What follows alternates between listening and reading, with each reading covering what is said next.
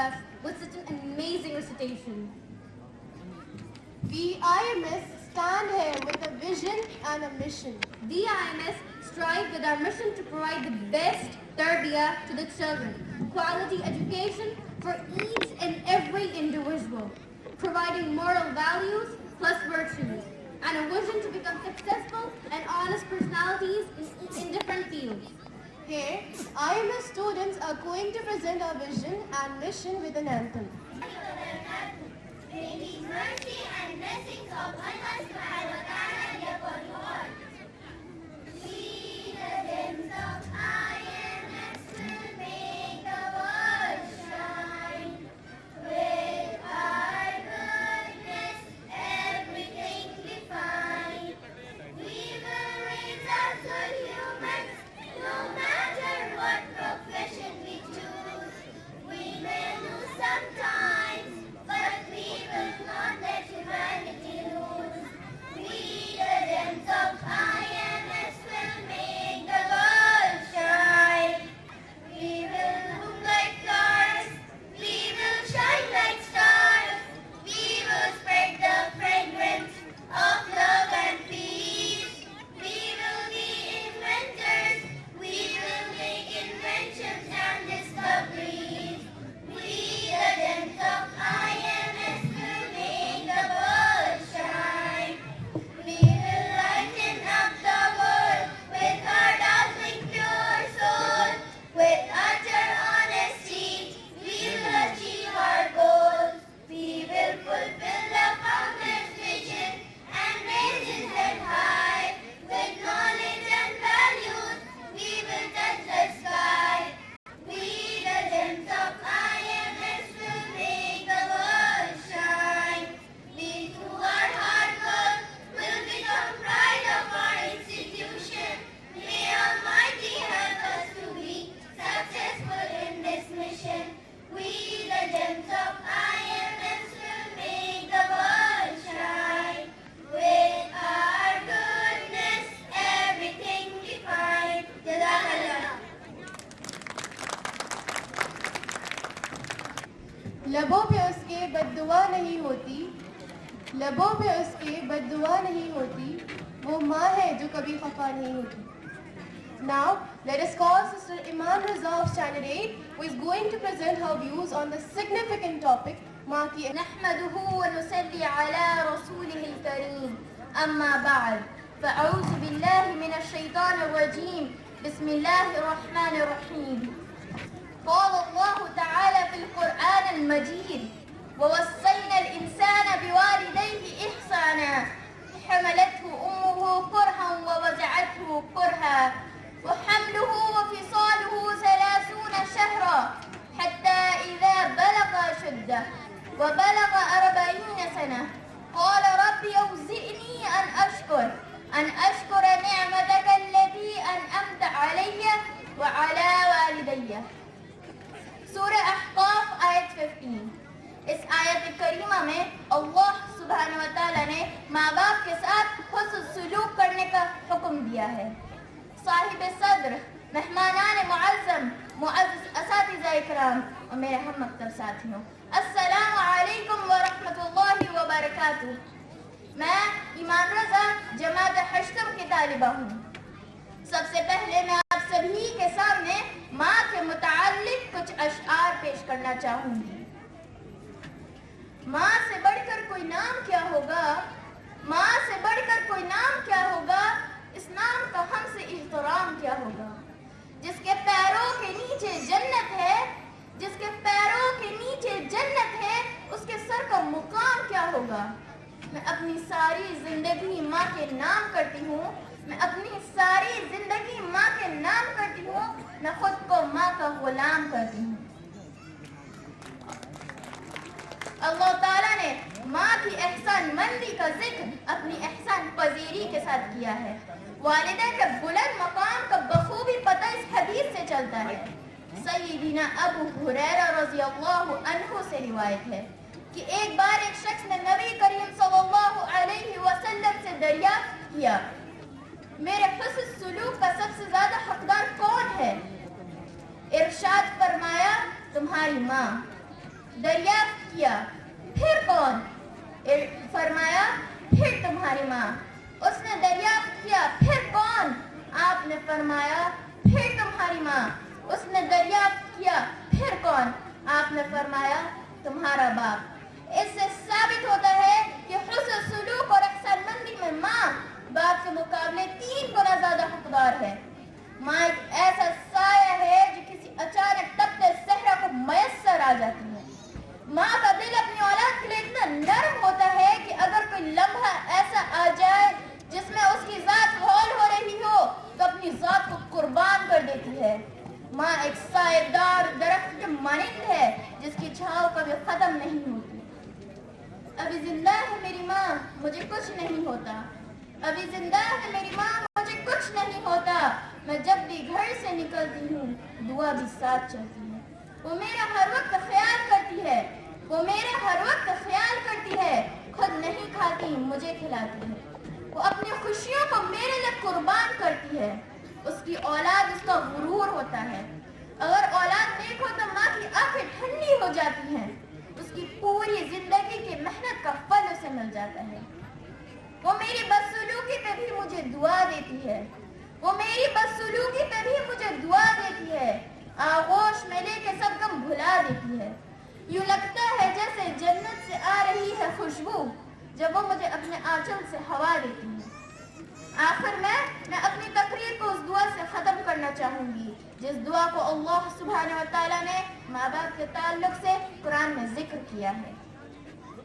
रब्बिरहम्हुमा कमा रब्बयानी सगीरा, सूरह बनी इसराइल आयत 24। ए मेरे रब, उन दोनों पर रहम फरमा जैसे कि उन्होंने मुझे बचपन में पाला। जज़ाकुमुल्लाहु खैरा व अहसनल जज़ा। Thank you so much, sister, for presenting such a beautiful matter.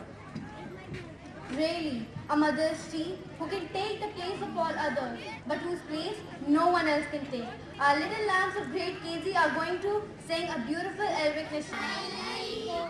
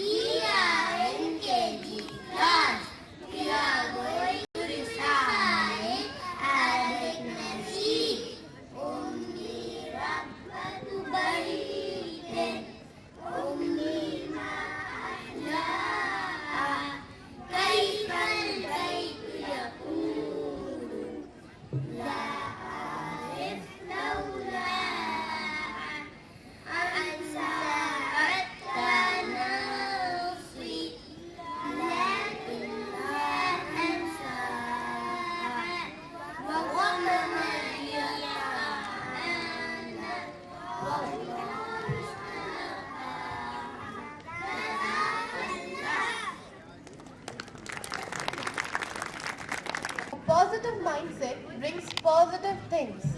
Now, let us call Sister Hana Obad of Standard 7 to enlighten us with the topic, Power of Positivity. Oh my God. What if I mess up everything? What if I fail and never be promoted? What if people laugh at me? Embarrassment, nervousness, depression, and the results are failure. These thoughts strike in our minds a lot of times, isn't it? But have you ever wondered why do we think of it without any advantage?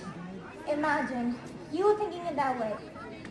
Ladies and gentlemen, galaxies of intellectuals, inspiring personalities, respected chief guests, manager, and our dear parents. Assalamu alaikum wa rahmatullahi wa barakatuh. I, Hana Obad of Standard 7A, today stand before you all to deliver a few words over the power of positivity. Today, I'll be talking about something which will change us, something which will change our personalities, something which will change our bad thoughts, something which will change the tiny atom to inside of you. Yes, the positivity. The reason behind our failure is our negativity. If you want to start feeling happy, it starts with you wanting to feel it. Start making your own inner happiness in the view of the fact unhappiness is usually the byproduct of you thinking sad thoughts. Positiveness is the easiest key to success. Islam says, "Oh, you who believe, abstain. Stay away from bad suspicions or negative assumptions." When we assume something negative, like a girl passing by, and we say, "You know what? This girl is offering salah without wudu." For what? We didn't even saw her doing that. We didn't even observe her. And we assume negative. And this perhaps shows that you must be doing that. So, even though when someone speaks really clean, they have a little cloud on their head that pops up, and their thoughts are all within that cloud. Hence, Allah subhanahu wa ta'ala is commanding us to not have a negative suspicions. You rather have a positive suspicions. You know what? Doctors and psychologists agree that worrying and thinking in a negative manner will only shorten your life. In addition to it, it does damage your mindset. To get positive, coming to it, how can we be positive? Yes, we like to sit and dwell. We like to sit in our sadness, but a few of us do not think in a negative manner because you have the control over their minds and think positive. To get positive and reach your goal, start talking to your parents, teachers, neighbors. Get away from stress. Torture the best way you can, and you'll see your goal reaching you. Happiness is not by chance, but a choice. As a conclusion, I would like to say, virtually nothing is impossible in this world if you just put your mind to it and maintain a positive attitude. Positive thinkers seize the invisible, feel the intangible, and achieve the impossible. It is well said by Dr. Edwin Land, an essential aspect of creativity is not being afraid to fail. Jazakumullahu khairan. Assalamu alaikum wa rahmatullahi wa barakatuh. Thank you, sister, for providing us with such a great matter. Vegetables hold a very important and significant place in our diet as they are a very rich source of vitamins and minerals in our diet. The kids of grade KG and first are going to present before you all the symbols of vegetable. May peace, mercy and blessings of Allah subhanahu wa ta'ala be upon you. My name is Alfia Khan. I study in KG class. Brinjal is the king of all vegetables. Vegetables are the main part of our food. We should eat vegetables to keep us healthy and strong. Vegetables are high in fiber, nutrition and vitamins. We can eat few vegetables without cook, like carrot, radish, cucumber, beetroot and tomato. Few are leafy vegetables like spinach, mint and fenugreek. I like to eat all vegetables. My favorite vegetables are potato, peas and spinach. Jazakallah. Assalamu alaikum wa rahmatullahi wa barakatuh. May peace, mercy and blessings of Allah subhanahu wa ta'ala be upon you. Assalamu alaikum wa barakatuh. May peace, mercy and blessings of Allah subhanahu wa ta'ala be upon you. My name is Amalave. I am in KG class. I am a potato and I be called batata. I am in round in color and round in shape. I grow under the ground. I am very beneficial for your health. Jazakallah. Assalamu alaikum wa rahmatullahi wa barakatuh. May peace, mercy and blessings of Allah subhanahu wa ta'ala be upon you. Assalamu alaikum wa rahmatullahi wa barakatuh. May peace, mercy and blessings of Allah subhanahu wa ta'ala be upon you all. My name is Naba Mukhtar. I study in KG class. I am a brinjal. I am in purple color. I am very tasty and good for health. I am very rich source of nutrition and carbohydrates. I am a king of vegetables. Jazakallah. Assalamu alaikum wa rahmatullahi wa barakatuh. May peace, mercy and blessings of Allah subhanahu wa ta'ala be upon you all. Assalamu alaikum wa rahmatullahi wa barakatuh. May peace and blessing of Allah subhanahu wa ta'ala be upon you. My name is Habiba Salima. I am in nursery class. I am a Adam green in color. I am a long and thin. I am spicy. Jazakallah. Assalamu alaikum wa rahmatullahi wa barakatuh. May peace and blessing of subhanahu wa ta'ala be upon you. Assalamualaikum warahmatullahi wabarakatuh. May peace, mercy and blessing of Allah subhanahu wa ta'ala be upon you. My name is Ali Ibrahim Naeem from nursery class. I am a lemon. My color is yellow. I am very tall. I am rich in vitamin C. I am fight against the Jazakallah. Assalamualaikum warahmatullahi wabarakatuh. May peace, mercy and blessing of Allah subhanahu wa ta'ala be upon you.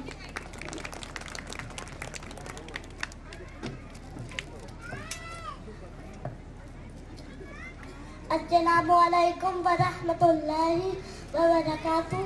May peace, mercy and blessing of Allah subhanahu wa ta'ala be upon you. My name is Muhammad Sadiq. I am a nursery class.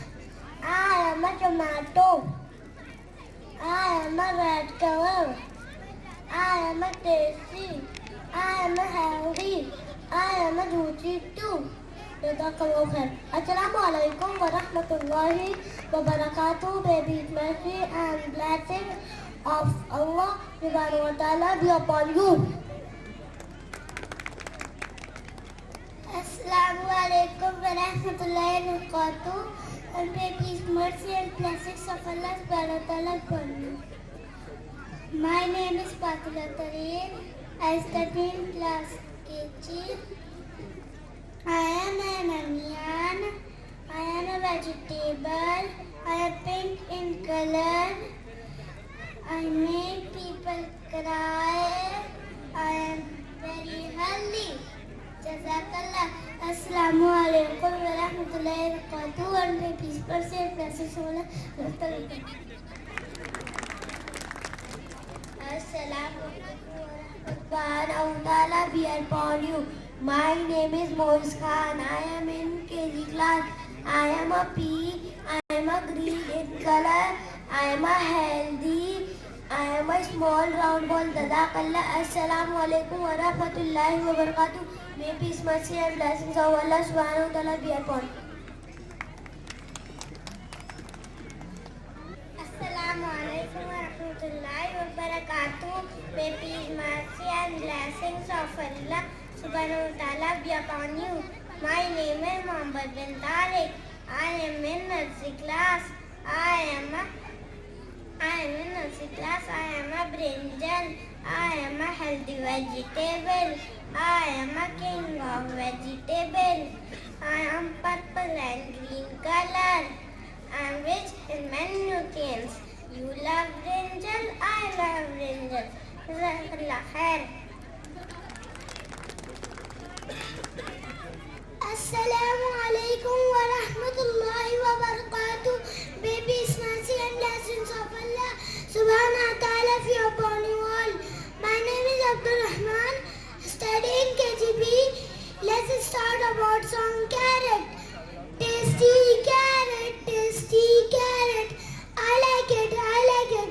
It is very healthy, it is very tasty. It is good for our body, good for our eyes. Lots of vitamin, lots of minerals, rich in fiber, rich in fiber. It is very healthy, it is very tasty. Eat it every day, let's stay healthy. Jazakallah. Assalamu alaikum wa rahmatullahi wa barakatuh. May peace, mercy and blessings of Allah subhanahu wa ta'ala be upon you all. Teachers, second highest rank after teachers. But why? What is the reason? The reason is that they care for you. They inspire you. They instill something in you that gives rise to a beautiful tree, resulting in giving lots of sweet fruits. A teacher is not only the one who teaches in an institution or a big college or a university. Teacher can be anyone who inspires you. For example, your own book, your own parents, your own siblings, or even your own mistakes. So try to respect your teachers and try to give them the respect that Allah wants you to give them. Because Allah has granted them the second position after our parents in Jannah. Subhanallah. I would now like to bring your attention to the next event where the students of IMS are going to present a skit in Arabic of grade 4th and 5th. This play was prepared in the light of education and dedication to hard work. Of Standard 6A, and I got the opportunity to be narrator in the Arabic skit. Assalamualaikum warahmatullahi wabarakatuh. Myself is Mama Khan from Standard 4. I am playing the role of a student in Group A. Assalamualaikum warahmatullahi wabarakatuh. Myself Sundar Shihan of Standard 5. I am playing the role of a student in Group A. Assalamualaikum warahmatullahi wabarakatuh. Myself Anaya Zahra of Standard 5th A, and I am playing the role of a student in Group A. Assalamualaikum warahmatullahi wabarakatuh. Myself Shada Kamal, and I am playing the role of teacher. Assalamualaikum warahmatullahi wabarakatuh.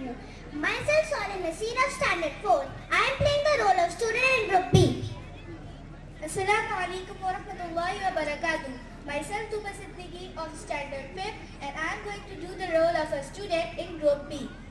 Assalamualaikum warahmatullahi wabarakatuh. Myself Fatma Conan, and I am playing the role of student in Group B. أيتها الطالبات العزيزات. صباح النور. أيتها الأستاذة. كيف أنتن؟ نحن بخير الحمد لله. كيف أنت يا صالحة؟ أنا بخير الحمد لله. كيف أنت يا توبة؟ أنا بخير الحمد لله. كيف أنت يا أمامة؟ أنا بخير الحمد لله.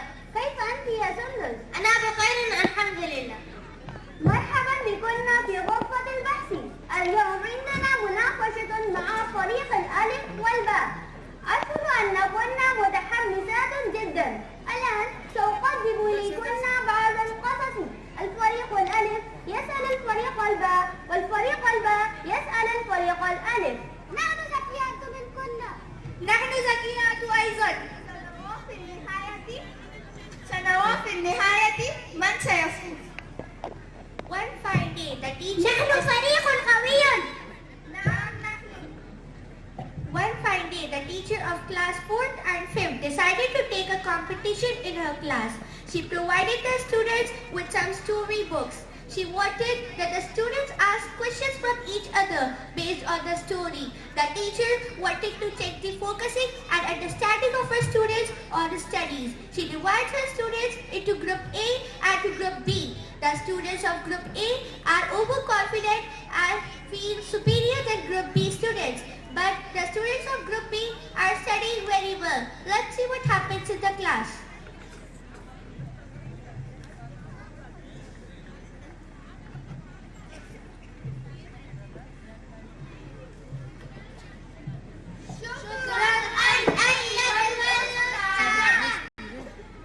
كنا بصدق القراءة. هل أنتن قرأتن؟ نعم. ما اسم القصة؟ اسم القصة علي بابا باع باعولا سارقا. من هذه؟ هذه بنت. من هذه؟ هذه امرأة. هل أنتن قرأتن؟ نعم نحن. من هذا؟ هذا ولد. من هذه؟ هذه امرأة. من هذا؟ هذا ولد. The teacher provides the students with some storybooks. هذه امرأة. The teacher provides the students and gives them some storybooks. The teacher gives few minutes to read for the competition.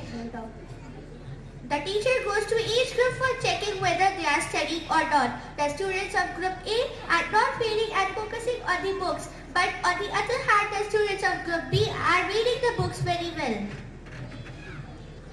الآن انتهى الوقت. The time is over.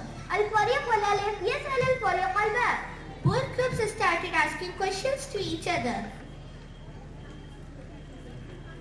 نعم عناية. ماذا تفهم بعنوان القصة؟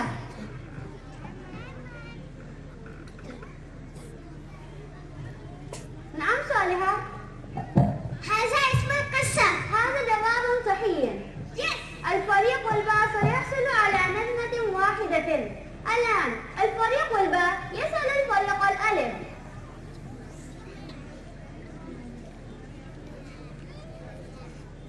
نعم فاطمة. ماذا تفهم بالشخصيات؟ نعم ماما. أعتقد أنها أولية الدرس. هذا جواب غير صحيح. الفريق الألف حصل على 0-1. الآن الفريق الألف يسأل الفريق الباء.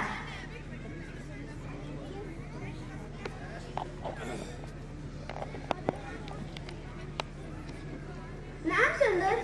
من هي الشخصية الرئيسية في القصة علي بابا و40 سارقا؟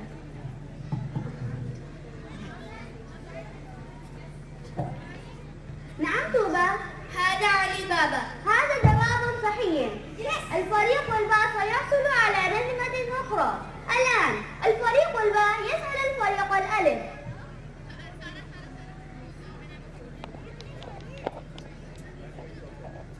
نعم فاطمة. ما اسم الأخ لعلي بابا؟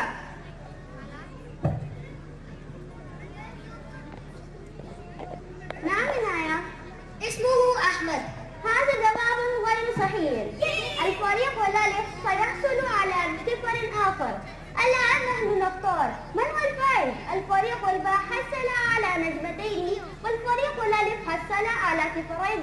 فالفائز هو الفريق الباء. Group B answered all the questions correctly, but Group A answered all the questions wrong. So the final winner is Group B. يا فريق الألف هل تريد أن تقول شيئا؟ نعم، نحن آسفون يا سيدتي ما قرأنا القصة. في المرة القادمة سنستمر. هل تعيدني؟ نعم.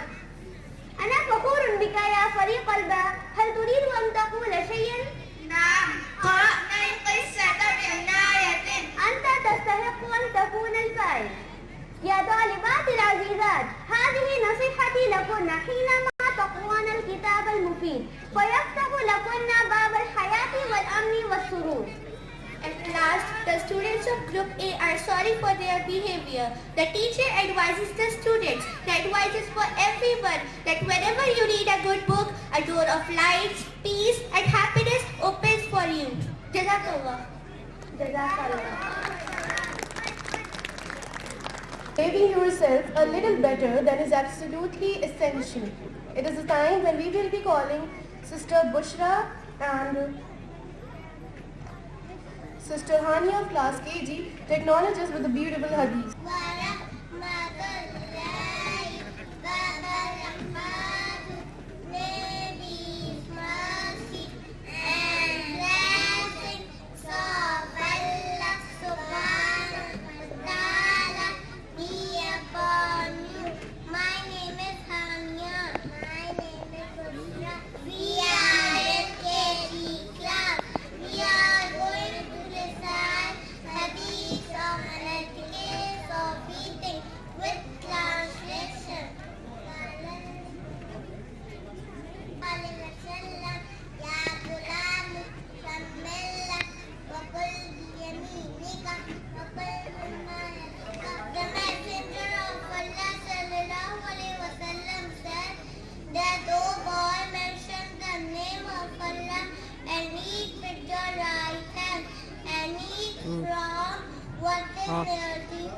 Sahih Bukhari, volume 7, hadith number 5376. Jazakallah. Assalamu alaikum wa rahmatullahi wa barakatuh. Beautiful hadith. For good health, control your diet. For good soul, control your sins. And for good faith, send blessings upon Prophet Sallallahu Alaihi Wasallam. We would like to call the girls of class 6A upon the stage to present a beautiful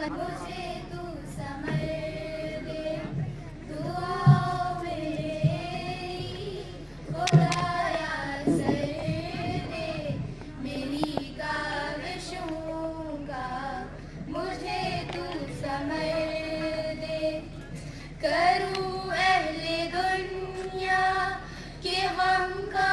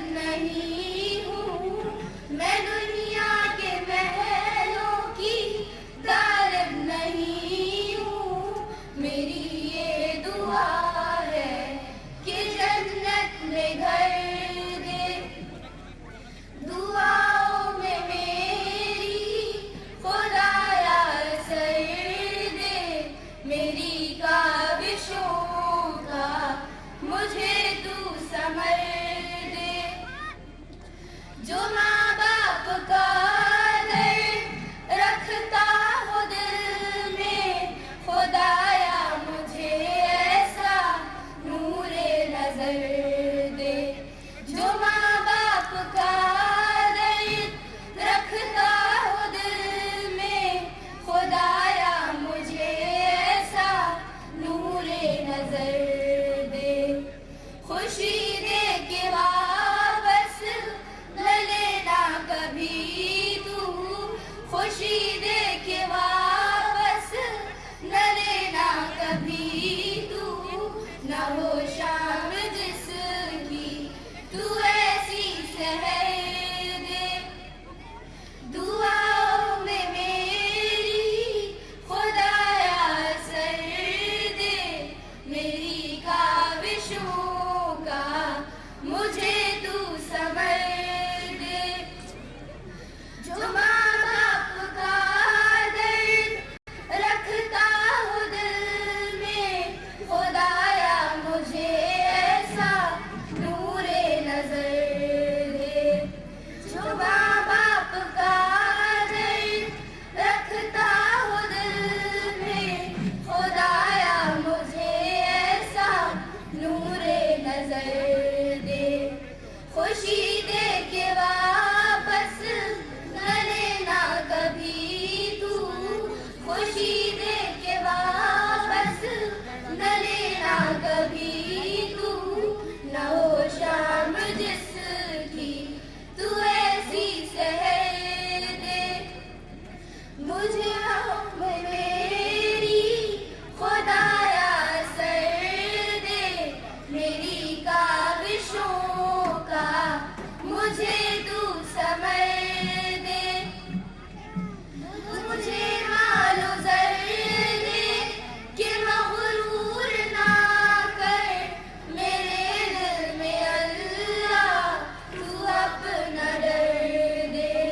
मुझे मालो जर दे कि मगरूर ना कर, मेरे दिल में अल्लाह तू अपना डर दे।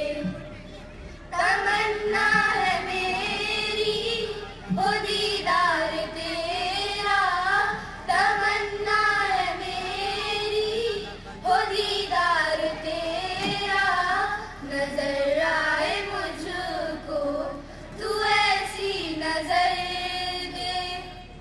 दुआओं में मेरी खुदाया सर दे, मेरी काविशों का मुझे तू समझ दे। मेरी काविशों का मुझे तू समझ दे। National symbols introduce you to the national identity elements of India. These symbols are intrinsic to the Indian identity and heritage. Indians of all demographic backgrounds across the world are proud of these symbols as they infuse a sense of pride and patriotism in every Indian soul. The students of grade KG and nursery are going to present national symbols of India on the stage. Muhammad Alham. I am from class KGB. Today I am telling about our national flag. The national flag of India is tricolor and it's designed by Pingali Venkaiah. There are 3 different colors: saffron, white and green. Saffron color stands for courage and sacrifice. White color stands for truth and peace. Green color stands for truth and peace. Green color stands for courage and faith and prosperity. The navy blue Ashok Chakra in the center has 24 spokes. The national anthem of India is Jana Gana Mana and duration of 52 seconds. We stand in full attention whenever the national anthem is played as a sign of respect and love for our country. Thank you, Jazakallah.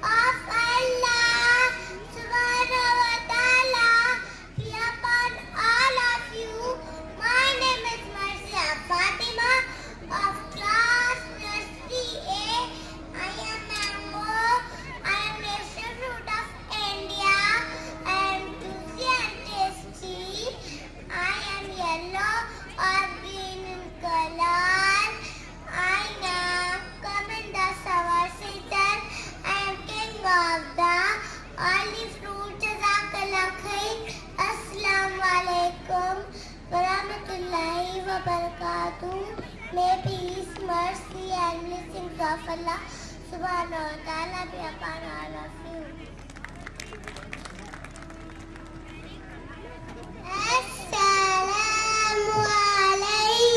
Assalamu alaikum wa rahmatullahi wa barakatuh. May peace, mercy and blessings of Allah subhanahu wa ta'ala be upon you. My name is Safin Fatima. I am in KG class. I am a lotus. Lotus is regarded as the national pillar of India. I am a symbol of beauty, purity, and knowledge. I am an aquatic flower with round leaf flattened on the water. I grow in fresh water lakes, white or pink in color.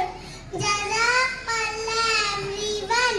Assalamu alaikum wa rahmatullahi wa barakatuh.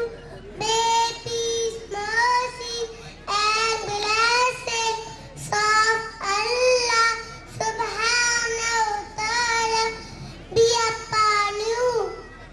My name is Safin Fatima. Assalamu alaikum wa rahmatullahi wa barakatuh. May we mercy and blessings of Allah subhanahu wa ta'ala be upon you. My name is Ishma Khan. Now I will tell you about National Day of India. I am a lotus. I am a pregnancy. I am National Day of India. I live 700 years. I have many alien roots. And also home. And I'm very huge tree and also home of snake. I gave shelter to people. Jazakallah. Assalamu alaikum wa rahmatullahi wa barakatuh. May we mercy and blessings of Allah subhanahu wa ta'ala. Assalamu alaikum wa rahmatullahi wa barakatuh. May peace, mercy and blessings of Allah subhanahu wa ta'ala be upon you. My dear teacher and students, my name is Arif Fatma. I am in class nursery. My national symbol is peacock. Peacock is a national bird of India. Peacock has many colors. Peacock dance. Jazakallah.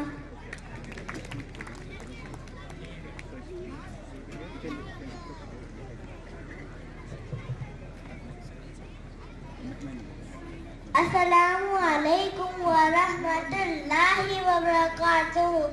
My name is Reem Fatima. I am from KG8. I am here to speak about the Indian national emblem. What is an emblem? An emblem is a seal reserved for use by a nation as a symbol of a nation. The Indian national emblem is the lion capital of Ashoka at Sarnath. It was adopted as the Indian national emblem by the Government of India on 26 January 1950.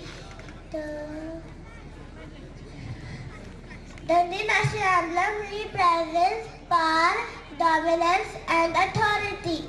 The motto of the Indian national emblem is Sattavim Jayate. That means truth alone. Thank you and have a good day.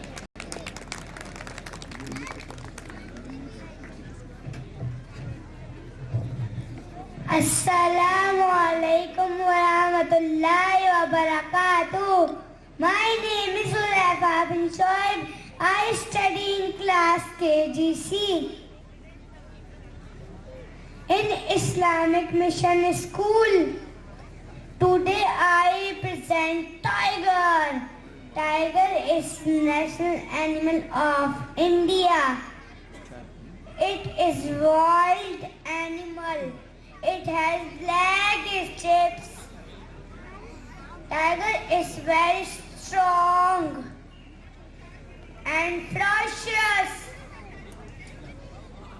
It crawls. Jazakallah khair. Have a good day. Now everyone please stand up for national anthem. I am going to sing national anthem. Janagar mana adinayak jaya hai, Bharat bhagya vidhata. Punjab, Sindhu, Gujarat, Maratha, Dravid, Utkal, Banga, Vindhya, Himachal, Yamuna, Ganga, Uchchal, Chaladi, Taranga.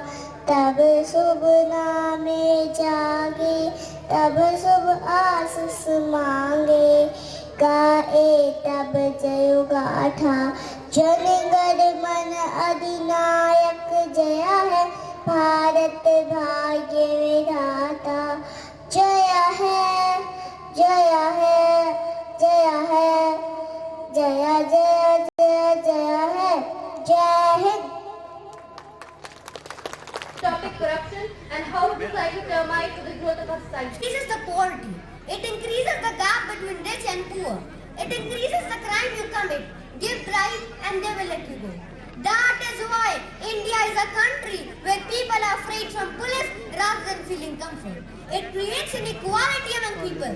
You will struggle 10 days just for getting a government certificate like income or caste, but they will point out many mistakes. But if you give them some money, your certificate will reach you within 2 days. It is harsh, but it is true. In 2020, India ranks 85 in transparency in International Corruption Index. Recently, Allahabad High Court made significant observations on the growing menace of corruption in our society. It is observed that it is like a termite in every system, and once it enters the system, it keeps on getting bigger and bigger. Today, it is rampant and has become a routine. I believe that if we and government strive for new social reforms like Lokpal Bill, then the corruption can be reduced. Also, being a responsible citizen of our society, we need to develop the moral and spiritual virtues within ourselves and upcoming generations, which will work against corruption and say no to corruption. I would like to conclude with a famous saying. Now I feel delighted to invite Inspector Manager Dr. Conan Gauser to address us and welcome the guests. Respected हमारे guests and हमारे parents, school के staff, मेरे प्यारे बच्चों, अस्सलाम वालेकुम वरहमतुल्लाहि वबरकातुहू। अल्हम्दुलिल्लाह एक बहुत ज़माने के बाद कह सकते हैं 3 साल के बाद ये प्रोग्राम ऑर्गेनाइज हुआ है। छोटा सा कोविड के बाद फिर हम लोग 2019 में लास्ट प्रोग्राम किया था, उसके बाद ये एक बड़ी गैदरिंग यहाँ पे हुई। अल्हम्दुलिल्लाह के साथ अल्लाह करम है। तो बच्चों के और कुछ प्रोग्राम्स और भी थे, लेकिन टाइम शॉर्ट होने की वजह से कुछ प्रोग्राम्स को हमें कट शॉर्ट भी करना पड़ा। और चूँकि एक जो बहुत इस पूरे प्रोग्राम का एक जो बहुत अहम जो मकसद था, वो मकसद ये था कि चूँकि पेरेंट्स हैं और बहुत कम ऐसा मौका मिलता है इस प्रोग्राम को, लेकिन चूँकि वक्त कम है, ज़ोहर का भी वक्त है, और तो हम चाहेंगे कि बहुत कट शॉर्ट कर करके इसको हम लोग इंशाल्लाह कंटिन्यू करेंगे। और जैसा कि हमारे सामने ये 3 बहुत एमिनेंट पैनलिस्ट हैं माशाल्लाह। डॉक्टर मोहम्मद आबिद सिद्दीकी साहब, इंट्रोडक्शन सबका हो चुका है, आप माशाल्लाह यहाँ प्रोफेसर हैं ANU में एजुकेशन डिपार्टमेंट में माशाल्लाह, और आपका काफ़ी रिसर्च वर्क है अल्हम्दुलिल्लाह। दूसरे जो हैं वो हमारे अरशद जमाल साहब हैं, पूरा अलीगढ़ वाकिफ़ है आपसे माशाल्लाह, और आप जो हैं वो 10+2 में टीचिंग भी कर रहे हैं माशाल्लाह। और तीसरे हमारे जो पैनलिस्ट हैं डॉक्टर मोहम्मद रियाज, आप साइकेट्रिस्ट हैं, यहाँ JNMCH में असिस्टेंट प्रोफेसर हैं, और हमारे बड़े अजीज दोस्तों में से हैं, और स्टूडेंट लाइफ से हम लोग माशाल्लाह साथ में भी हैं, और बहुत सारी सोशल एक्टिविटीज़ में इन्वॉल्व भी रहे माशाल्लाह। तो एक दोस्ताना ताल्लुक़ भी है अल्हम्दुलिल्लाह आप सब लोगों से। तो जैसा कि हमने नोटिफिकेशन में भी दिया था, जो हमारा जो टॉपिक है इस पैनल डिस्कशन का, वो उस पैनल डिस्कशन का जो बेसिक टॉपिक है वो ये है कि जो कोविड के बाद है ना, बच्चों के हाथों में हमने मोबाइल फोन्स दिए, और मतलब स्कूल ने एक्चुअली फोर्स किया कि भाई एजुकेशन के लिए अब मजबूरी थी कि हम लोग मोबाइल फोन्स या लैपटॉप्स वगैरह को यूज़ करें, इंटरनेट यूज़ करें। तो चीज़ें तो हम लोगों ने की, लेकिन उसके बाद कुछ बहुत सारे इम्पैक्ट्स पड़े, उसके बहुत सारे इफेक्ट्स जो है वो थे, जो हम लोग ने फील किया। और ख़ासतौर से स्कूल के अंदर हम लोग खुद ये देख रहे हैं कि ऐसे बहुत सारे चैलेंजेस आ रहे हैं। पिछले तकरीबन लास्ट सितंबर में हम लोगों ने स्कूल ऑफलाइन मोड पे आया, उसके बाद एक के बाद एक बहुत सारी प्रॉब्लम्स जो है हमारे सामने आने लगी। तो उसके ताल्लुक से स्कूल ने कई सारे इनिशिएटिव्स भी लिए, जिसमें एक तो लर्निंग गैप था हमारा। तो लर्निंग गैप के लिए हम लोगों ने कुछ AIC क्लासेस स्टार्ट की, और अल्हम्दुलिल्लाह उस चीज़ को हम लोगों ने टैकल कर लिया, कवर अप कर लिया। लेकिन कुछ ऐसे इश्यूज हैं जो अभी भी चल रहे हैं, और इनफैक्ट हमें पता भी नहीं है कि हमारे बच्चे किन चीज़ों में इन्वॉल्व हो रहे हैं। तो ये अल्हम्दुलिल्लाह यहाँ पर हमने पूरी कोशिश की है कि हमारे जो पैनलिस्ट हैं ये बिल्कुल डाइवर्स फील्ड्स के हैं। डॉक्टर आबिद सिद्दीकी साहब एजुकेशन से हैं माशाल्लाह, और मौलाना शाह साहब जो हैं आप नदवी भी हैं, तो कुरान और हदीस के रोशनी में बहुत अच्छी बातें यहाँ पे रख सकते हैं। और डॉक्टर रियाज साइकेट्रिस्ट हैं, तो बिग जो चाइल्ड साइकोलॉजी क्या कहती है उसके ताल्लुक से जो कुछ बातें यहाँ पर होंगे। तो मैं बहुत डिटेल्स पे नहीं जाऊँगा, मैं अपने पैनल से भी रिक्वेस्ट करूँगा कि जितना हम लोग कट शॉर्ट रहें, ताकि ज़्यादातर क्वेश्चंस हम लोग ले सकें। मेरा इरादा था कि कुछ क्वेश्चंस हम लोग पेरेंट्स से भी लेंगे, लेकिन वक्त मुझे परमिट नहीं कर रहा है कि मैं कुछ पेरेंट्स से क्वेश्चंस मैं उसको लूँ यहाँ पर। तो सबसे पहले मेरा सवाल डॉक्टर सिद्दीकी से है कि सर, आप यूनिवर्सिटी लेवल पर हैं, ग्रेजुएशन और पोस्ट ग्रेजुएशन के बच्चे आपके साथ हैं, तो आपको क्या लगता है कि ये जो प्री कोविड एरा है और फिर पोस्ट कोविड एरा आया, तो क्या चेंजेस महसूस कर रहे हैं आप उन बच्चों में, उस लेवल पे जो बच्चे ग्रेजुएशन के लेवल पर और पोस्ट ग्रेजुएशन के लेवल पर हैं?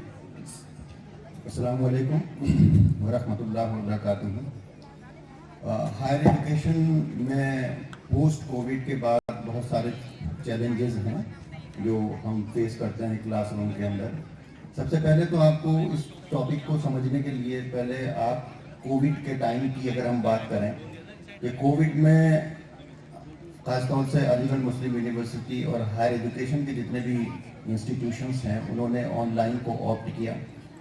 टीचर्स भी ऑनलाइन से वाकिफ़ नहीं थे, तो उनकी प्रोफेशनल डेवलपमेंट प्रोग्राम्स उनके लिए कराए गए और वो इक्विप्ड हुए, और उसके बाद उन्होंने क्लासेस लेना शुरू की। क्लासेस लेते वक्त उस वक्त ही हालात ऐसे थे कि घरों के अंदर जाहिर है परेशानियां थीं, कहीं पर अमवात हुई थी, कहीं पर लोग बीमार थे, तो वो कंसंट्रेशन बच्चों के अंदर पढ़ने का उस वक्त भी मौजूद नहीं था, और इस नए तजर्बे से वो भी वाकिफ़ नहीं थे कि आप जो हैं उनको ऑनलाइन में पढ़ाएं। बच्चों के पास फैसिलिटीज़ भी मौजूद नहीं थी, कुछ लोगों ने मोबाइल फ़ोन चलाना नहीं आता था, टीचर्स को नहीं आता था, स्टूडेंट की तो आप बात ही छोड़ दीजिए। उसके बाद फिर पेरेंट्स ने उनको मोबाइल मुहैया कराए, गवर्नमेंट ने भी इसकी तरफ एफर्ट किया और जो है फिर हमारा एजुकेशन का सिस्टम चला। उस सिस्टम में हमने ये महसूस किया कि लोग ऑनलाइन क्लासेस में को अटेंड करते थे, लेकिन उनकी परसेंटेज बहुत कम थी। आहिस्ता आहिस्ता ये देखा गया कि गवर्नमेंट की पॉलिसीज ऐसी थी कि किसी बच्चे को कोई नुकसान ना हो, और उनकी चाहे उन्होंने क्लासेस अटेंड की हो चाहे क्लासेस अटेंड ना की हो, उनको प्रमोट किया जाए। तो हम लोगों ने जब उनका असाइनमेंट और एग्जामिनेशन लेते थे तो हमें काफ़ी परेशानियां फेस आई, और ये समझिए कि एक एक स्टूडेंट को हमने पर्सनली फ़ोन करके, उनको मैसेजेस करके, उनको मोटिवेट करके उनके असाइनमेंट्स को कलेक्ट किया, और कलेक्ट करने के बाद उनको फिर प्रमोट किया। तो ये एक प्रोसेस रहा है कोविड के पीरियड का, और इसी तरीके से करीब 1.5 साल 2 साल का जो हमारा वक्फा रहा है हायर एजुकेशन का, इसमें रहा है। इससे क्या हुआ कि लर्निंग आउटकम्स जिसको हम कहते हैं वो बहुत ज़्यादा इफेक्टेड हुई। बच्चों ने रेगुलर क्लासेस को अटेंड नहीं किया और वो मोबाइल से कनेक्ट हो गए। जब वो मोबाइल से कनेक्ट हो गए तो मोबाइल का एक्सेस हुआ। एक्सेस होने की वजह से बहुत सारे ऐप्स का उनको पता चला, और उसके बाद फिर वो इंटरनेट से दुनिया से कनेक्ट हो गए। इंटरनेट आप लोग जानते हैं कि ग्लोबल विलेज की तरह काम करता है। पूरी दुनिया के अंदर जो भी चीज़ें होती हैं वो उसके पास अवेलेबल हो जाती हैं। तो ये नई जनरेशन के जो बच्चे थे, और ये ख़ास तौर से हायर एजुकेशन के वो समझदार भी होते हैं, उन्होंने बहुत सारी चीज़ों को अपने अंदर समा लिया, और एजुकेशन से उनकी आहिस्ता आहिस्ता दूरी बढ़ती चली गई। उसका जो इम्पैक्ट है वो इस वक्त पूरी तरीके से हायर एजुकेशन के अंदर नज़र आ रहा है। हायर एजुकेशन के अंदर इस वक्त जो हमारे स्टूडेंट हैं वो क्लास अटेंड करना नहीं चाहते हैं। सबसे पहली चीज़ जो हमारे सामने नज़र आती है, क्योंकि वो हैबिचुअल हो चुके हैं कि क्लास ना अटेंड करना। दूसरी चीज़ ये है कि सिंसियरिटी उनके पास बिल्कुल नहीं है। सिंस बहुत ही कम स्टूडेंट हैं। अलीगढ़ मुस्लिम यूनिवर्सिटी का मैं आपको एग्जाम्पल दे रहा हूँ। It was suppose to be the best university and a teaching university also, research as well. ये रिसर्च की भी बात होती थी यहाँ पे, लेकिन ये टीचिंग के लिए जानी जाती थी कि यहाँ पे कभी क्लासेस में लोग जो है एब्सेंट नहीं होते, और परसेंटेज भी 75% अटेंडेंस ली जाती थी। आज वो अटेंडेंस कम हो गई है, रिलैक्सेशंस हो गए हैं, क्योंकि गवर्नमेंट भी नहीं चाहती कि किसी को बच्चे को रोका जाए। तो ये जो फ्लेक्सिबिलिटी हमारी आई है, कंसंट्रेशन का लेवल डाउन हुआ है, लर्निंग आउटकम्स कम हुई हैं, बच्चों को की जो रॉ मेमोरी है उस पर असर पड़ा है, क्रिएटिविटी खत्म हुई है, और बच्चे की लिखने की आदत खत्म हो गई है। आज के जो बच्चे हैं, अगर आप उनसे कहिए कि आप 2 पेज लिख लीजिए तो they find it difficult to write. लिखना उनके लिए बहुत बड़ी अजाब माना जाता है। हाँ, अगर आप उनसे कहिए कि 4 ऑब्जेक्टिव क्वेश्चंस हैं, किसी एक पर टिक कर दीजिए, तो वो उसको बड़ी आसानी से टिक कर देते हैं। तो क्रिएटिविटी जिसको हम कहते हैं, पहले ये होता था कि बच्चे पूरी नोटिंग करते थे जो लेक्चर हुआ करता था। आज बच्चों ने किताबें पढ़ना छोड़ दिया है। They are relying on the internet knowledge. Internet पे जो चीजें पड़ी हुई हैं सिर्फ उस पर ही वो रिलाई करते हैं, और किताबें पढ़ना छोड़ दिया है। किताबों के नाम आप पूछ लीजिए हायर एजुकेशन के स्टूडेंट से, वो बमुश्किल तमाम किताबों के नाम वो बता पाएंगे। और क्वालिटी एजुकेशन डाउन हो गई है। टीचर की रेस्पेक्ट भी उनके दिलों के अंदर नहीं है, क्योंकि जब आपको मटेरियल अवेलेबल हो जाता है तो फिर आप जो है क्लासरूम से दूर हो जाते हैं, और जब आप क्लासरूम से दूर हो जाते हैं और एग्जामिनेशन भी आपके लिए बिल्कुल एक हलवे की तरह कर दिया जाता है कि whatever you are writing in examination the teacher is awarding the marks. Teacher award कर रहा है मार्क्स, तो उससे ये सारी प्रॉब्लम्स आती हैं। उनकी जो एबिलिटी है राइटिंग की वो बिल्कुल खत्म हो गई, रीडिंग की एबिलिटी खत्म हो गई, कॉन्फिडेंस लेवल नीचे आ गया है, उनका सेल्फ कॉन्सेप्ट लो हो गया है, एस्पिरेशन लेवल पर उनके असर पड़ा है, गोल को अचीव करने का जो हार्ड वर्क का टेम्परामेंट है वो भी उसके अंदर कमी आई है। और दूसरी चीज ये है कि फ्यूचर के बारे में बहुत ही ज्यादा जो है लोगों के अंदर एंजाइटी पाई जाती है। एंजाइटी, स्ट्रेस, फ्रस्ट्रेशन, डिप्रेशन, ये सारी आम चीजें हो गई हैं। तो हायर एजुकेशन में अभी जो है हमें इसका साथ साथ में थोड़ा सा सलूशन भी बताता चलूंगा कि गाइडेंस एंड काउंसलिंग की सख्त जरूरत है। गाइडेंस एंड काउंसलिंग सिर्फ स्टूडेंट को ही जरूरत नहीं है, बल्कि गाइडेंस एंड काउंसलिंग की पेरेंट्स को भी जरूरत है। क्योंकि पेरेंट्स भी नहीं समझ पा रहे हैं कि इन बच्चों को अपनी पुरानी रविश पर लाने के लिए क्या किया जाए। तो बहुत सारी चीज़ें हैं, जैसे अभी डॉक्टर साहब ने बताया कि हम लोगों ने बहुत सारे प्रोग्राम शुरू किए हैं, तो उनको स्पोर्ट्स के अंदर उनका एंगेजमेंट किया जाए। जिस तरीके से ये प्रोग्राम कंडक्ट किया गया है, ये प्रोग्राम जो है स्टूडेंट को कॉलेज से अटैच करने के लिए, इंस्टीट्यूशन से अटैच करने के लिए, उनके टोटल पर्सनैलिटी डेवलप करने के लिए काफ़ी मुस्बत साबित होते हैं, पॉजिटिव साबित होते हैं। तो ये कुछ चीज़ें हैं, बहुत ही शॉर्ट में, मुझे वक्त मिलता तो और भी मैं इसको एक बात करता। Thank you. जज़ाकल्लाह sir, thanks a lot. It's very alarming situation right now. Parents have to understand that कि जो अभी हालात चल रहे हैं बच्चों के, वो बड़े ख़तरनाक उससे हैं, क्योंकि हम भी खुद पेरेंट्स हैं और यहाँ मैनेजमेंट में भी हैं, तो बहुत सारे इश्यूज हमें डील करने पड़ रहे हैं। और इनफैक्ट हमारी जो डिसिप्लिनरी कमेटी है, वो डिसिप्लिनरी कमेटी के मेंबर्स को हमें बढ़ाना पड़ा, उसकी तादाद बढ़ानी पड़ी, ताकि इतने इश्यूज आने लगे कि कुछ लोग स्पेशली डेलीगेट कर दिए गए कि इन इश्यूज को सॉल्व करें, उनको देखें और उनकी तह तक पहुँचें। तो it's a very alarming situation, और पेरेंट्स अगर बहुत कोई मुस्बत स्टेप नहीं उठाएंगे तो बहुत नुकसान होगा, क्योंकि आने वाला जो वक्त है उसमें जब बच्चे मार्केट में जाएंगे और उनके पास स्किल्स नहीं होंगी, तो वो बच्चे कहीं स्टैंड नहीं कर सकते हैं। डॉक्टर रियाज, आपसे मेरा क्वेश्चन है, सवाल ये है, क्योंकि you are dealing with psychiatric patients and also, तो क्या आपको कुछ ऐसा लगता है कि इस कोविड के बाद बच्चों के अंदर मोबाइल फोन्स यूज की वजह से कुछ ऐसे केसेस बढ़े हैं, या क्या प्रॉब्लम्स पे कुछ आपको क्या लगता है फ्रीक्वेंसी बढ़ चुकी है? कुछ आप इस पे रोशनी डालेंगे। Most important thing is that we should differentiate, मतलब हमें दो चीज़ों में फर्क करना बहुत ज़रूरी है, प्रॉब्लमेटिक इंटरनेट यूज या स्मार्टफोन यूज। दूसरा addiction. Addiction is a very derogative term. अपने बच्चे को या किसी भी फैमिली के मेंबर्स को ऐसे एड्रेस करना अप्रोप्रिएट नहीं है कि you are addicted to a mobile phone. Basically that was a problematic internet use और problematic smartphone use. We should discriminate it. हमको दोनों को डिफरेंशिएट करना की बहुत जरूरत है, नंबर 1। नंबर 2 के इसके आउटकम्स हम सब जान रहे हैं। आपको मैं 3 सिनेरियो दूंगा, केस सिनेरियो, जिससे आप एनालिसिस कर पाएंगे कि जो एक्सेसिव यूज है इंटरनेट का या एक्सेसिव यूज है स्मार्टफोन का, वो डिफरेंट मैनिफेस्टेशन हो सकते हैं किसी चीज के। नंबर 1, एक बच्चा 15 साल का आता है और कोविड के दौरान वो 9th क्लास में था, और उसके पेरेंट्स मुझे 1 साल के बाद मिलते हैं और बताते हैं ये बहुत इंग्रॉस है, अपने आप में गुमसुम रहने लगा है, चुपचाप रहता है। 7 to 8 आवर्स, मतलब 7 से 8 घंटे वो स्क्रीन टाइम है उसकी मोबाइल फोन की। नंबर 4 के वो जो रिस्पॉन्सिबिलिटी उसे दी जा रही है, होम की रिस्पॉन्सिबिलिटी, उसे नहीं करने को तैयार है, और वो गुस्सा बहुत दिखाने लगा है। जब बच्चा हमारे पास आया तब ने एसेस किया, तो उस बच्चे को सिर्फ प्रॉब्लमेटिक इंटरनेट यूज नहीं था, उस बच्चे की मोबाइल फोन को उसके पेरेंट ने अचानक से छीन लिया। छीनने के बाद जो उसके अंदर रवैया आया है, वो और ज्यादा ही गमगीन हो गया, और ये महीनों के दर से चलता रहा। मगर ये प्रॉब्लमेटिक इंटरनेट यूज नहीं है। Now the child has been addicted to the mobile phone, उनके अंदर विड्रॉल सिम्टम्स आ रहे हैं। एडिक्शन कहने के लिए 2 चीजें बहुत इंपॉर्टेंट हैं। टॉलरेंस, कि जिस चीज से मजा पहले आ रहा था उस इंटेंसिटी से वो मजा नहीं आएगा, उसे और बढ़ा के लेने की जरूरत है। नंबर 2, उससे अगर दूर कर लिया जाए तो उनके अंदर फिजिकल और साइकोलॉजिकल मैनिफेस्टेशन आएंगे, तब हम कहते हैं कि इनको ये एडिक्शन हो गया है, वरना ये प्रॉब्लमेटिक इंटरनेट यूज है। इस बच्चे में गेमिंग डिसऑर्डर डायग्नोज हुआ।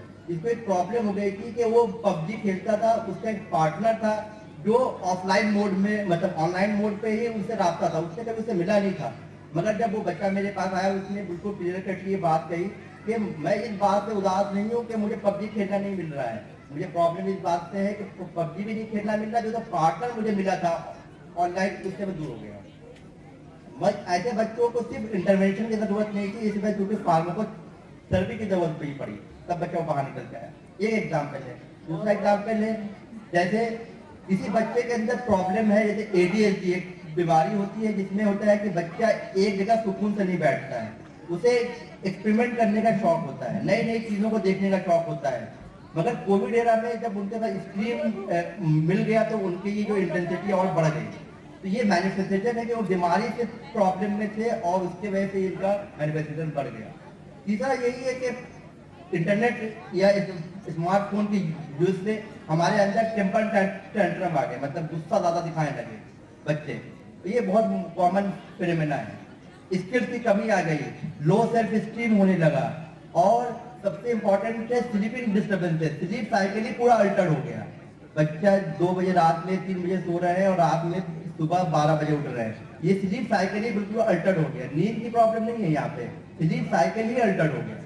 अब इसके लिए हम क्या कर सकते हैं इंपॉर्टेंट? तो सबसे इंपॉर्टेंट है कि कोई भी इंटरवेंशन 3 लेवल पे किए जाएंगे। नंबर 1 इंडिविजुअल जो बच्चा है उसके लेवल पे, नंबर 2 फैमिली के लेवल पे, नंबर 3 गवर्नमेंट के लेवल पे। तो इंडिविजुअल में बच्चे को हम मोटिवेशनल इंटरव्यू कर सकते हैं। फैमिली के लेवल पे फॉर्मनेस आनी चाहिए, जो रूल बच्चे के लिए वो रूल मेरे लिए। ऐसा नहीं है कि मैं तो ज्यादा इस्तेमाल कर रहा हूँ स्मार्टफोन और बच्चे को रेस्ट्रिक्ट कर रहा हूँ। तो फैमिली के लिए इंपॉर्टेंट है, फैमिली के लिए इंपॉर्टेंट है कि इसको जोन बनाए, कि मोबाइल फ्री जोन, कि ये पीरियड है 4 से 6 के बीच में घर में कोई भी इस्तेमाल नहीं करेगा मोबाइल को। इसको इन्फोर्स करने की जरूरत है। नंबर 3 कि बच्चा अगर बच्चा है या कोई भी बंदा है जो मोबाइल स्मार्टफोन से ज्यादा अटैच है, तो उसको हम कैसे कम्युनिकेट करेंगे? जनरली क्या होता है कि कोई बच्चा देख रहा है मोबाइल, हम बोलते हैं भाई अयान छोड़ दो, भाई अयान छोड़ दो। ऐसे वो बच्चा कभी नहीं सुनेगा। आप उसके पास जाइए, उसका पीठ थपथपाइए, बोलिए आई कांटेक्ट मेंटेन करें, तब उसे मैसेज दीजिए बेटा मोबाइल रख दीजिए। आप दूर से बार बार बोलते रहेंगे, उसमें कोई फर्क नहीं पड़ेगा। तो ये बहुत स्लाइट बिहेवियर चेंज है जिसे करने से आपको फायदा दिखेगा। तो ये कुछ चीजें हैं। जज़ाकल्लाह डॉक्टर रियाज, बहुत अच्छी बात की आपने। और हम लोगों ने भी देखा जैसे ही बच्चे यहाँ स्कूल आए, ऑफलाइन मोड पर जब आए बच्चे, तो ये ADHD वाली प्रॉब्लम, अटेंशन डेफिसिट जो डिसऑर्डर का जो मसला था, बड़ा जबरदस्त था। इवन मतलब बच्चे आधे घंटे क्लास में बैठना नहीं चाहते थे। मतलब दे हैव द हैबिट कि किसी तरह के, बिकॉज जो ऑनलाइन क्लासेस हुई तो कोई उसका टाइम टेबल नहीं, उसमें कोई बच्चा जो है वो वीडियो ऑफ करके क्या कर रहा है क्या नहीं कर रहा है, तो एक प्रॉब्लम आई। लेकिन अल्हम्दुलिल्लाह नाउ कह सकते हैं कि एकेडमिक्स के लेवल को और इन चीज़ों को तो हम लोगों ने टैकल काफ़ी हद तक करने की कोशिश की है। और एक स्टडी भी हुई है, मैं यहाँ पे रखना चाहूँगा, ऋषिकेश के कुछ स्कूलों में हुई है, और that research says that suggests that the mobile phone use has become such a considerable part of teenagers' life that it is almost invisible. यानी हमें नजर भी नहीं आ रहा है कितना बच्चे यूज कर रहे हैं, and they do not necessarily realize their level of dependence addiction to their cell phones. कि वो इतना जबरदस्त उनको एडिक्शन हो गया है कि पेरेंट्स भी उसको एनालाइज नहीं कर पा रहे अभी एट प्रेजेंट। वो अच्छा, इसमें कहीं ना कहीं मैंने जो देखा है, जो मेरा अपना जो एक्सपीरियंस रहा है स्कूल के मामले में, जो हमने देखा, तो मदर का रोल बहुत खतरनाक रहा है। यानी फादर को बहुत सारी चीजें पता भी नहीं है, ठीक है, और मदर जो है वो बहुत फ्री एक्सेस मोबाइल को और इंटरनेट को प्रोवाइड किया। और इवन ऐसा भी हुआ कि कई जिन बच्चों को हमने देखा कि जिनके पेरेंट्स ने उनको पर्सनल मोबाइल फोन दे दिया है, उन बच्चों के साथ बहुत प्रॉब्लम्स आई हैं, मतलब बिहेवियरल बहुत इश्यूज आए हैं इस तरीके की। तो मेरी एक रिक्वेस्ट पेरेंट्स है कि किसी भी कंडीशन में बच्चों को पर्सनल मोबाइल फोन्स ना दें। बल्कि एक पेरेंट का मैं आपको वाकया भी सुनाऊं कि एक फादर आते हैं और हमने कहा कि आपने क्यों अपने बच्चे को मोबाइल फ़ोन दे दिया, तो उन्होंने कहा कि साहब मैंने तो नहीं दिया है, इस बच्चे के मामू ने गिफ्ट कर दिया है, ठीक है। तो मैंने कहा कि आपको रोकना चाहिए। कहा कि जब हमने अपनी वाइफ से कहा कि साहब इसका फ़ोन सीज किया जाए, तो मदर का जवाब ये है कि साहब आपके भाई ने तो दिया नहीं है, ठीक है, हमारे भाई ने दिया तो आपको प्रॉब्लम हो रही है। तो this is not a good idea. आपको समझना पड़ेगा कि ये प्रॉब्लम है, इसको टैकल करना है हमें। मेरा नेक्स्ट क्वेश्चन, जो वक्त बहुत कम है तो मैं चाहूँगा कि बहुत शॉर्ट में हम लोग कुछ और क्वेश्चंस लें। मेरा नेक्स्ट सवाल है मौलाना आशिक जमाल साहब से कि ये बच्चे एक बहुत बड़ी नेमत हैं, अल्लाह की तरफ से जो है वो दी गई है नेमत, और इन बच्चों के ताल्लुक से, इनकी तरबियत के ताल्लुक से खासतौर से हमें आज के डेट में इस कंडीशंस में क्या करना चाहिए? आप कुछ इस पर रोशनी करें। बिस्मिल्लाहिर्रहमानिर्रहीम। पेरेंट के लेवल पर सबसे बड़ा मसला यही है, और आज सुबह से हम लोग जिस प्रोग्राम में हैं इसी तरफ तवज्जो दिलाई जा रही है। अभी डॉक्टर साहब ने जिस आयत से अपने गुफ्तगू का आगाज किया, या अय्युहल्लज़ीना आमनू क़ू अनफुसकुम व अहलीकुम नारा, एक बच्ची ने दुआ पढ़ी, अल्लाहुम्मा अहसन का खल्क़ी व अहसिन खुल्क़ी। ये कुरान मजीद अल्लाह के रसूल सल्लल्लाहु अलैहि वसल्लम के इरशादात, ये हमारी जिम्मेदारी हमको याद दिलाते हैं। बच्चे अल्लाह की इनायत भी हैं और अल्लाह की अमानत भी है हमारे हाथ में, और हम जैसा उनका मुस्तकबिल बनाना चाहें वो हमारे हाथ में है। तो पेरेंट की पहली बड़ी जिम्मेदारी ये है कि इस अमानत को अमानत समझें और उनको उसी लिहाज से बनाए और संवारें। तो ये जो दुआ है कि अल्लाह तूने मुझे अच्छी सूरत अता कर दी, अच्छी साख्त पर पैदा किया, तो मेरी सीरत को भी अच्छा बना। अल्लाह के रसूल सल्लल्लाहु अलैहि वसल्लम ने जो बार बार इरशाद फरमाया कि उनको अच्छी आदत सिखाओ। अल्लाह ताला ने जो कहा कि उन्हें तुम जहन्नम की आग से बचाओ। तो ये असल जिम्मेदारी वालिदैन की है कि अल्लाह ने उन्हें ये अतिया दिया है, तो इनकी तरबियत की पूरी जिम्मेदारी कबूल करें पहले रोज से। तालीम उसके बाद है, तालीम जाकर के स्कूल में होगी, लेकिन स्कूल भेज करके भी पेरेंट बड़ी जिम्मा नहीं हो सकते कि हमने स्कूल को दे दिया तो वो जिस तरह की तालीम देगा बस वो काफी है। उसकी तालीम, तालीमी निज़ाम, उसकी तालीम का तरीका, उस पर भी नजर रखने की ये पेरेंट की जिम्मेदारी है।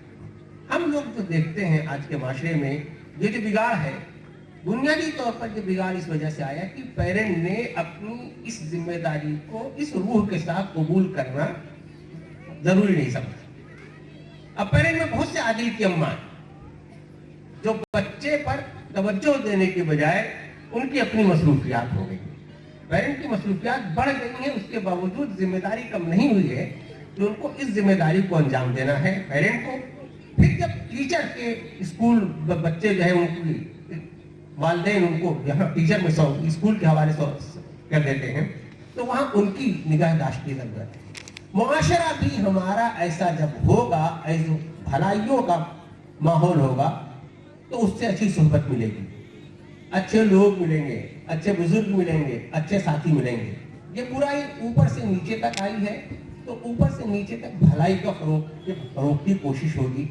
ये सुन्नत का माहौल होगा, जिम्मेदारियों का एहसास होगा, एक अच्छा मुआशरा बनाने का हमारे अंदर जज्बा होगा, और हम जो हमारे हाथों में मुस्तकबिल है मिल्लत का, कौम का, दुनिया का, इसका मुस्तकबिल अच्छा संभालने की अगर हमें फिक्र होगी तो अल्लाह और उसके रसूल की रहनुमाई हमारे पास बहुत काफी है, और इसकी रोशनी में हम इन बच्चों को और अपने मुस्तकबिल को संभालें। मैंने मतलब बहुत ही अलार्मिंग एक न्यूज़ हो सकता है बहुत सारे आप लोगों ने सुनी हो, मतलब बीइंग पेरेंट्स मैं ये आपसे कहूँगा कि इस पर बिल्कुल गौर फरमाएं।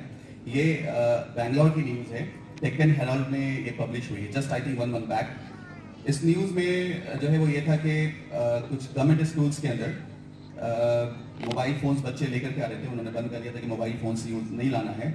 तो एक रैंडम चेकिंग हुई है, और मुझे अफसोस है कि मैं कुछ बातें यहाँ पे बता रहा हूँ आप लोगों को, सिर्फ इसलिए कि ताकि आप लोगों के जहन में आए कि ये मामला कहाँ तक पहुँच चुका है।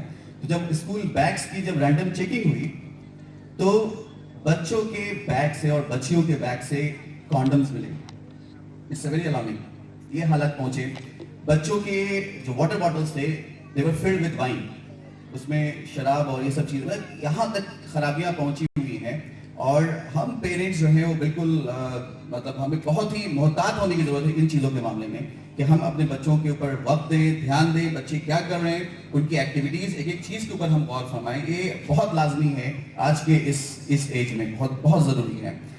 वक्त चूँकि बहुत कम है, तो मैं डॉक्टर सिद्दीकी साहब से ये रिक्वेस्ट करूँगा कि आप मुझे इसके बारे में बताएं कि जो अभी जो हालात चल रहे हैं और जिस कंडीशन से बच्चे गुजर रहे हैं कि they have the addiction of the mobile phones और स्क्रीन टाइम बहुत ज़्यादा है, तो आपको क्या लगता है कि आने वाले वक्त में इनके कैरियर के ऊपर क्या इसका इम्पैक्ट पड़ेगा? देखिए, फ्यूचर के बारे में बताना तो बड़ा मुश्किल काम है कि फ्यूचर में क्या होने जा रहा है, लेकिन जो हालात बन रहे हैं उससे यही अंदाज़ा होता है कि सोशल वर्ल्ड की जगह हम वर्चुअल वर्ल्ड में चले जाएंगे। और वर्चुअल वर्ल्ड का मतलब ये होगा कि हर चीज़, आपने देखा होगा कि आजकल हालत ये हो गई है कि बहुत सारी जो मल्टीनेशनल कंपनीज हैं उन्होंने अपनी होम से ही काम कराने के लिए कह दिया। वर्क फ्रॉम होम का जो कॉन्सेप्ट है वो हमारे सोसाइटी के अंदर अब आ चुका है, वो इसी मोबाइल फ़ोन का और इंटरनेट का नतीजा है।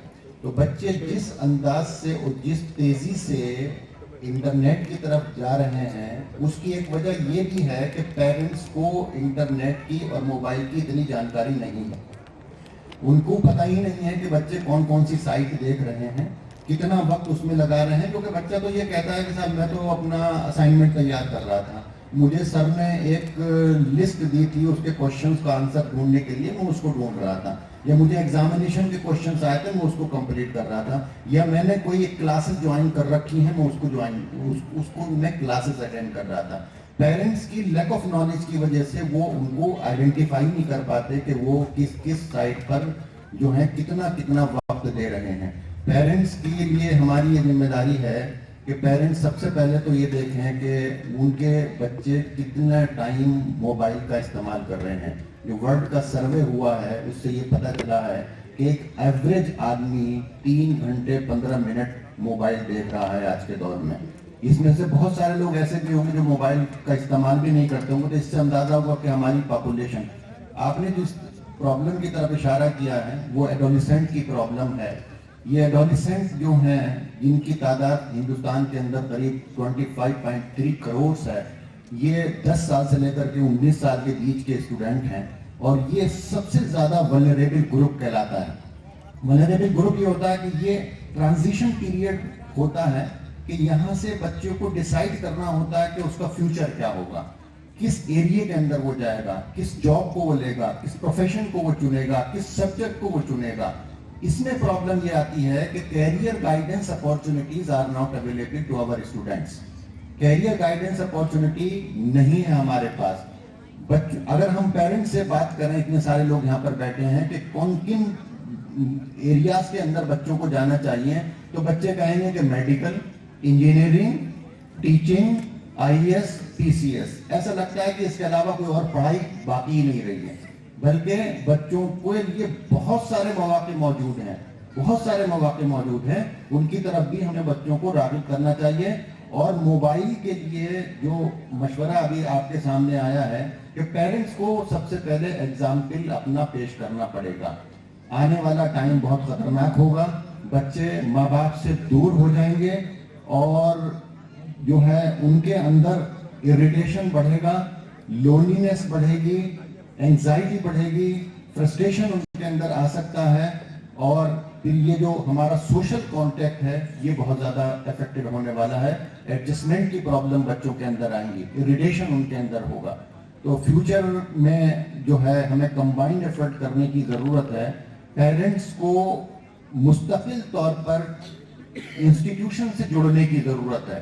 पेरेंट टीचर्स मीटिंग में सारे जितने भी पेरेंट्स हैं वो जरूर इंस्टीट्यूशंस के अंदर आए, टीचर्स की बात सुने, बच्चों को ऑब्जर्व करें, उनके साथ रहें, फ्रेंडशिप उनके साथ रखें और उनको एनकरेज करें। कंपटीशन की आदत उनके अंदर न डालें।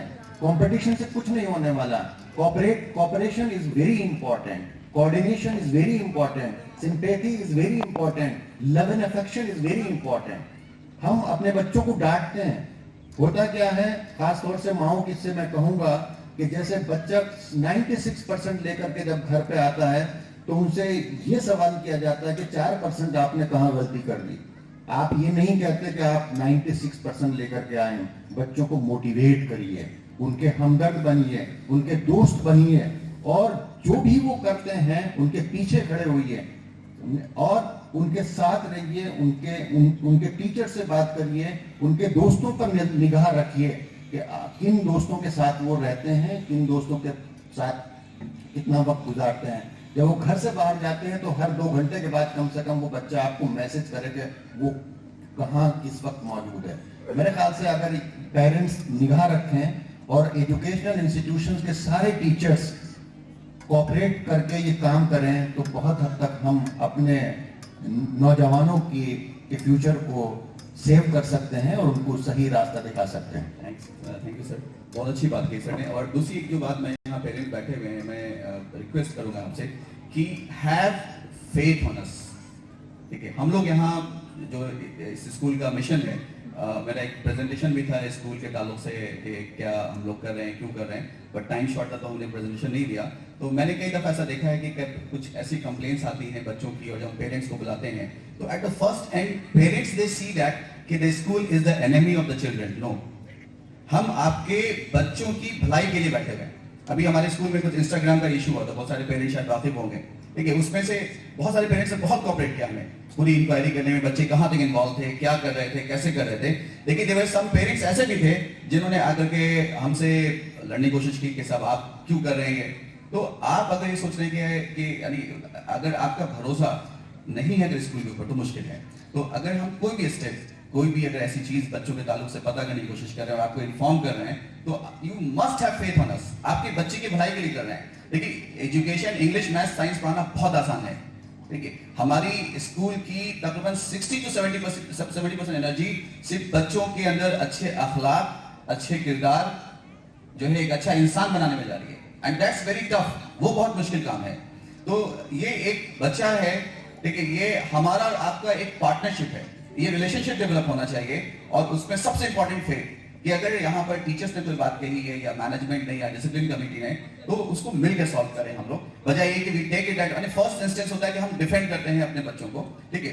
अपने बच्चों भी फेथ होना चाहिए, लेकिन yes the children are at this stage that they are committing mistakes and they can commit mistakes. तो ये कुछ चीजें हैं जिसपे मेरी रिक्वेस्ट रहेगी। वक्त बहुत कम है, मैं बिल्कुल 2-2 मिनट्स में चाहूंगा कि एक दो सवाल और लेकर के उसको मैं वाइंड अप करूं। डॉक्टर रियाज, सोशल मीडिया जो है, ठीक है, उसका सोशल लाइफ पर और जो सोशल जो रिलेशनशिप है या फैमिली रिलेशनशिप, उस पर क्या इम्पैक्ट पड़ रहा है? Just in 1 or 2 minutes I would like to wind up this. Social media की वजह से इंटरपर्सनल रिलेशनशिप बहुत खराब है। जितने बच्चों के साथ भी खराब है उतना कपल मतलब फैमिली मेंबर्स में वाइफ एंड हस्बैंड और फैमिली मेंबर्स के बीच में ज्यादा खराब देखने को मिलते हैं। दूसरा इंपॉर्टेंट एक है कि कुछ ये सब चीजें ट्रांसलेट भी हो जाती हैं ऑब्सेशन की तरफ। ऑब्सेशन वो चीज कहलाती है कि एक चीज को बार बार करने का मन करता है और हम ना करें तो मेरे अंदर घबराहट, बेचैनी पैदा होना शुरू हो जाती है। इसको ऑब्सेशन बोलते हैं। देखिए, पहले तो सोशल मीडिया का अटैचमेंट वो ऑब्सेशन में तब्दील होता है, फिर वो लास्ट स्टेज में डिपेंडेंस में तब्दील हो सकता है। तो हम लोगों को बस वार्निंग साइंस चाहिए कि बच्चे प्रॉब्लमेटिक इंटरनेट यूज कर रहे हैं या वो ऑब्सेशन और डिपेंडेंस की तरफ जा रहे हैं। इसके लिए बस 3 स्टेप्स अगर किए जाए। सबसे बड़ी प्रॉब्लम है कि हमारे अंदर विल नहीं, हम खुद ही इंप्लीमेंट नहीं करना चाहते हैं। बहुत फाइनल आंसर यही है कि ज्यादा एडिक्शन की प्रॉब्लम नहीं है, प्रॉब्लम है प्रॉब्लमेटिक इंटरनेट यूज। मगर हम अपने घर में कानून लगाना चाहते ही नहीं। जब तक हम अपने ऊपर इंप्लीमेंट नहीं करेंगे तो बच्चों का इंप्लीमेंट नहीं होगा। तो सबसे पहले विल की कमी है। नंबर 2, आप किड जोन बनाए। बहुत सारे एंड्रॉइड फोन में किड जोन आते हैं। बच्चे को दूर नहीं किया जा सकता, मगर उसके स्क्रीन टाइम को लिमिट किया जा सकता है। कैसे करेंगे? आप एक स्पेस बनाएंगे, किड स्पेस, उसका टाइम लिमिट चूज करेंगे और उसमें कुछ ऐप डाल देंगे और बच्चे को डेजिग्नेट करेंगे। तुम पूरे दिन भर में बताओ कितने बजे से कितने बजे तक तुम्हें ये चीज देखनी है, वो डेजिग्नेट कर देगा। उस वक्त उससे और कोई सवाल नहीं होना चाहिए। उस वक्त वही सवाल जो उसने डेजिग्नेट किया है कि 4 बजे से 4:30 बजे तक मुझे ये देखना है। तीसरा, ब्राउजिंग हिस्ट्री आप देखिए कि बच्चा ब्राउज क्या कर रहा है, क्या क्या चीजें देखता है। ये 3 स्टेप अगर हम करेंगे तो ये 90 मतलब 70 to 80% चीजों को हम कवर कर सकते हैं। मगर इसकी शुरुआत कहाँ से होती है? अपने विल से।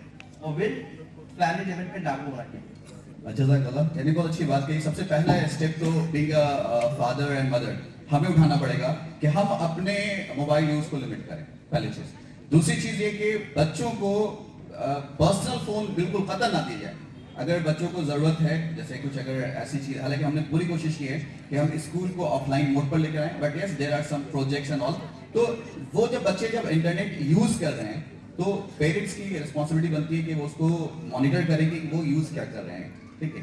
तो लास्ट क्वेश्चन जो है मैं मौलाना आशिफ साहब से करना चाहूँगा कि आप चूँकि एजुकेशन इंस्टीट्यूट से जुड़े हुए हैं और खासतौर से 10+2 के बच्चों को डील कर रहे हैं, तो स्कूल के लिए और टीचर्स के लिए क्या आप हिदायत देना चाहेंगे कि हमें क्या स्टेप्स उठाना चाहिए कि ये जो एक इतना ज़बरदस्त एपिडेमिक फैल रहा है, तो बीइंग अ स्कूल मैनेजमेंट और being a teacher, what step should we take? इस सिलसिले में तो बहुत ज़्यादा बेहतर मशवरा हमारे डॉक्टर रियाज साहब और डॉक्टर सिद्दीकी साहब दे सकते हैं।